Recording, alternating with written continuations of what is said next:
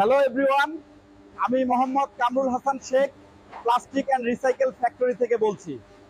আমরা এই বোতলগুলো রিসাইকেলিং করে বিভিন্ন দেশে রপ্তানি করে থাকি। রিসাইকেলিং ফ্যাক্টরি করতে হলে আগে বুঝতে হবে সেটি হচ্ছে ভাঙারির দোকান থেকে এই বোতলগুলো কালেকশন করতে হবে। তারপর ক্রাশিং মেশিন দিয়ে এই বোতলগুলো কুচি করে ধোলাই করে তারপরে রপ্তানির জন্য এগুলো প্রস্তুত হয়। শেখ প্লাস্টিক ইন্ডাস্ট্রি এই বোতলগুলো মার্কেট থেকে ক্রয় করে এবং 1 নম্বর রপ্তানিকারক। আপনারা যদি কেউ বিক্রি করতে চান আমাদের এই ভিডিওতে কমেন্ট করতে পারেন এবং আমাদের নাম্বারে ফোন করে বিক্রি করতে পারবেন। আমরা প্লাস্টিকের চাপ বোতল এবং প্লাস্টিকের কুচি ক্রয় করে থাকি। আপনারা চাইলে সর্বোচ্চ ভালো দামে আমাদের কাছে বিক্রি করতে পারেন। প্লাস্টিক বোতল কুচি করে কিভাবে হট ওয়াশ করা হয় দেখুন।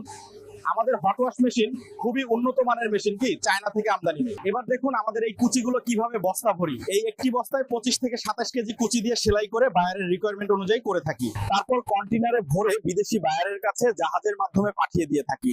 1 সপ্তাহ থেকে 2 সপ্তাহের মধ্যে মাল পৌঁছে যায়। আজকে এ পর্যন্তই। পরবর্তী ভিডিও দেখতে সাবস্ক্রাইব করে সাথেই থাকবেন। ধন্যবাদ।